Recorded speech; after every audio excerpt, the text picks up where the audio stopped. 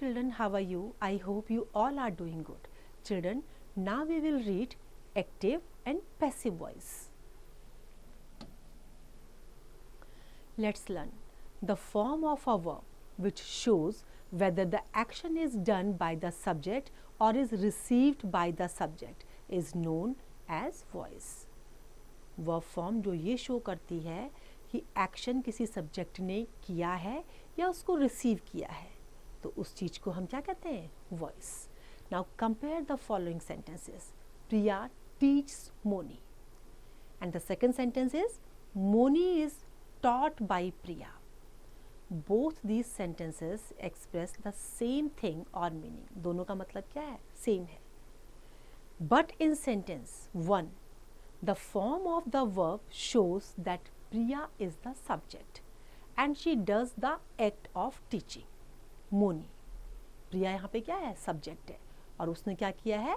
वो मोनी को पढ़ाती है. तो सब्जेक्ट आपका प्रिया है, ऑब्जेक्ट आपका मोनी है और जो टीच आपका है ये आपका एक्शन है. तो ये आपका एक्टिव वॉइस में है क्योंकि यहाँ पे प्रिया सब्जेक्ट है, सब्जेक्ट ने कुछ एक्शन किया है. In sentence 2, the form of the verb shows that something teaching is done to the person denoted by the subject Moni. Sentence 2 में क्या शो हो रहा है कि जो एक्शन है पढ़ाने का वो किया गया है किसी के द्वारा और सब्जेक्ट इसमें क्या है? Moni. Now something teaching is done to Moni, so here the verb is helped, is said to be in the passive voice. In other words, a verb is in the active voice when the subject does something और is the doer of the action. A verb is in the passive voice when something is done to the subject.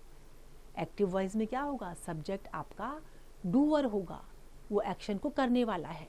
लेकिन passive voice में क्या है? Subject के लिए कुछ किया गया है, तो वहां पर वो सेंटेंस आपका पैसिव वॉइस बन गया है. Now steps to change the active voice into passive voice. Number 1, subject of the active voice becomes the object in the passive voice.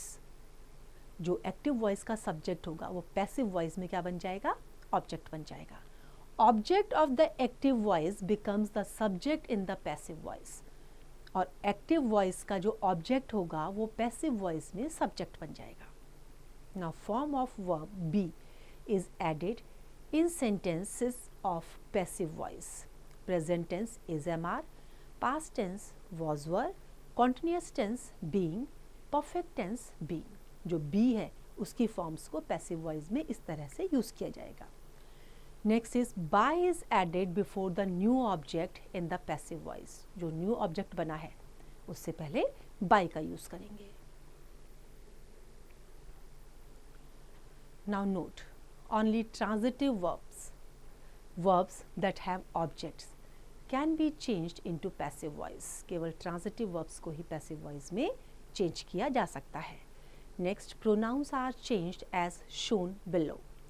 I changes into me, we changes into us, you changes into you, he changes into him, she changes into her, they changes into them, it changes into it, who changes into whom, and vice versa, i.e. if the object of active voice is him, the subject of the passive voice will be he. अगर active voice का object him होगा तो passive voice का subject he होगा. For example, we admire him, active voice. He is admired by us, passive voice. Next is past participle form of the verb is used after the be verb.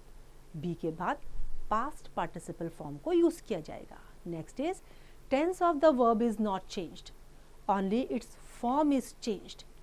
It means that the tense of the verb remains the same. जो verb का tense है वो change नहीं होगा, केवल उसकी formation change हो जाती है. टेंस सेम रहेगा. अगर प्रेजेंट टेंस है तो प्रेजेंट ही रहेगा, एक्टिव वॉइस में पास्ट टेंस है तो पैसिव वॉइस में भी पास्ट टेंस रहेगा, सिर्फ उसकी फॉर्म चेंज हो जाएगी. Next, vague subjects like someone, somebody, every day, everyone, people, etc. are dropped in passive form. जो आपके वेग सब्जेक्ट्स होते हैं, अननोन होते हैं, somebody, every day, everyone, people, तो इस तरह के जो सब्जेक्ट्स होते हैं उनको हम छोड़ सकते हैं पैसिव वॉइस में, उनको यूज़ करने की ज़रूरत नहीं है. For example, we admire him, active voice. He is admired by us, passive voice. Next is past participle form of the verb is used after the be verb. be के बाद past participle form को use किया जाएगा. Tense of the verb is not changed, only its form is changed. It means that the tense of the verb remains the same. जो verb का tense होगा वो change नहीं होगा. अगर present है तो present, past है तो past. Next, vague subjects like somebody, someone, every day, everyone, people, etc. are dropped in passive form. For example, active voice, someone has broken the table. In passive voice, the table has been broken. हमने someone का use नहीं किया क्योंकि ये vague subject है. Now study this table to understand the change in the form of the verbs in different tenses while changing a sentence from active to passive voice. Note the changes that occur in singular and plural number. Now tenses, simple present tense, singular. In active voice, Ram eats a mango. Passive voice, a mango is eaten by Ram.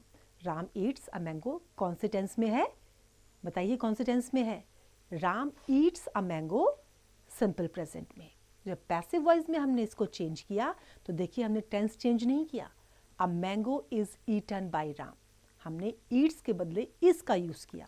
Eats भी present tense, is भी present tense. Next, plural, Ram eats mangoes. Mangoes are eaten by Ram. Next is simple past. Singular, Hari ate a mango. A mango was eaten by Hari. Plural, Hari ate mangoes. Mangoes were eaten by Hari. हमने इसमें tense का change नहीं किया.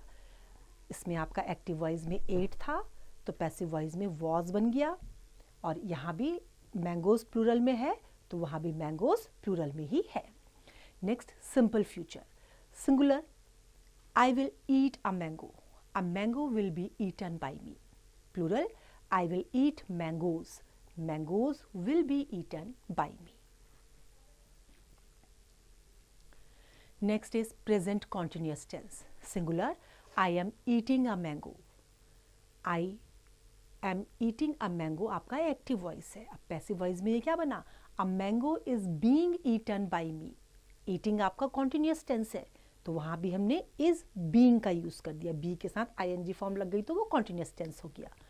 Plural, I am eating mangoes. Mangoes are being eaten by me. Next, past continuous tense. Singular, she was writing a poem. A poem was being written by her. Plural, she was writing poems. Poems were being written by her. Next is present perfect. Singular, we have taught you. You have been taught by us. Plural, they have helped me. I was helped by them. Next is past perfect. Singular, Renu had written a letter. Passive voice, a letter had been written by Renu. Plural, Renu had written letters. Letters had been written by Renu.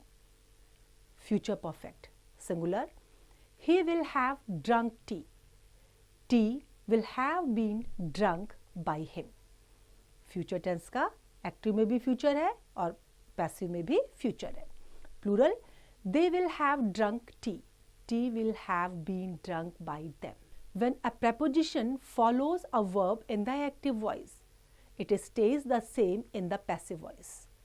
अगर active voice में preposition को use किया गया है तो passive voice में वो same रहेगा. Shreya takes care of her mother. Active voice. Her mother is taken care of by Shreya. Passive voice. Next, when the subject of the verb is not important, it can be omitted. अगर subject important नहीं है तो उसको आप हटा सकते हैं. For example, somebody has stolen my book. Active voice. Passive voice, my book has been stolen. Next, when a question is changed into passive voice, it retains its form. Only the forms of verb and the pronouns change. For example, is she teasing you? Active voice. Are you being teased by her? It's passive voice. Question को जब passive voice में change करते हैं तो उसकी जो form है वो सेम रहती है, उसको हटाते नहीं है. अगर इंटेरोगेटिव है तो इंटेरोगेटिव ही रहेगा, वो अफर्मेटिव नहीं बनेगा.